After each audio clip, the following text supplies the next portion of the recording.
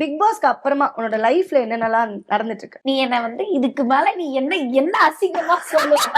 எனக்கு அது புரியவே இல்ல. முன்னாடி ஒரு பயம் இருக்கும்ல, ஐயோ நம்மள இப்படி சொல்லிட்டாங்கன்னா நம்ம இவ்வளவு ஓப்பனா பேசணும்னா ஆட்டிடியூட்ன்றவானுங்களோ இல்ல இப்படின்றவாங்க. இப்படி இருக்குன்னா நீ இப்ப இதுக்கு மேல என்ன அசிங்கமா பேச போற? பிக் பாஸ்க்கு போயிட்டது எல்லாருக்குமே அது இருக்கும். நான் யோசிச்சிருக்கேன், பிக் பாஸ் போயிட்டது என்ன எல்லாரும் இவ்வளவு ஓப்பனா பேசுறாங்க அப்படின்னு. அது பிகாஸ் என்னன்னா நீ என்ன இது ஓப்பன் அப் ஆயிடும் அவ்வளவுதான். நீ என்ன என்ன சொல்லுவ, என்ன வேணா சொல்லிட்டு போ, எனக்கு அது பிரச்சனையே இல்லை. ஏன்னா இதை விட அசிங்கமா நீ என்ன சொல்லிட்ட.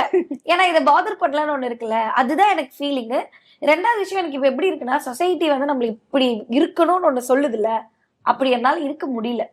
நீ நான் உன்னை பாத்துக்கிறேன், நான் உன்னை கேர் பண்றேன்ற பேர்ல நான் இப்படிதான் இருக்கணும், நான் அப்படிதான் போகணும், நான் இவங்க கூட தான் பேசணும், நான் இவங்க கூட பேசக்கூடாது, இவ்வளவு விஷயம் ஒண்ணு சொல்லுதுல, அப்படி என்னால இருக்க முடியல. உனக்கு என்ன பிடிச்சிருக்கா நீ பாரு, பிடிக்கலையா நீ அசிங்கமா திட்டிட்டு போ, எனக்கு பிரச்சனையே இல்ல. நிறைய பேர் சொல்லுவாங்க ஆக்சுவலா அதுதான் சொல்லுவாங்க, நிறைய பேர் பிக் பாஸ் போனது இல்ல வேணாம் வேணாம், ஐயோ அதை பத்தி பேச. எனக்குலாம் ரொம்ப பிடிச்சிருந்துச்சு. டெய்லி உட்காந்து நீ என்ன பண்ண போற, மத்தவன் என்ன பண்றான், மத்தவன் நம்மள என்ன யோசிக்கிறான், இல்ல இந்த கேம் எப்படி லைஃப்ல இப்படி ஒரு பெர்ஸ்பெக்டிவ் இருக்கா, நம்ம இப்படி இதை பண்ணலாமா, இவ்வளவு விஷயம் உட்காந்து யோசிச்சு நீ ஒரு மாதிரி பயங்கரமா மூளை போட்டு அப்படி விளையாடுவல்ல. நம்ம ஃபர்ஸ்ட் டைம் அங்க போனப்போ மூளைக்கு வேலை கொடுத்துருப்போம்ல. எனக்கு அது ரொம்ப பிடிச்சிருந்துச்சு. வெளியில இருக்கும்போது எவன் நம்மள என்ன பத்தி எனக்கு என்ன, எனக்கு பிரச்சனையே கிடையாது. இப்ப நீ என் பக்கத்துல உட்காந்துட்டு ஹாய் நல்லா இருக்கீங்களா அப்படி சொல்லி வீட்டுக்கு போய் நம்ம அசிங்கமா திட்டுவேன்.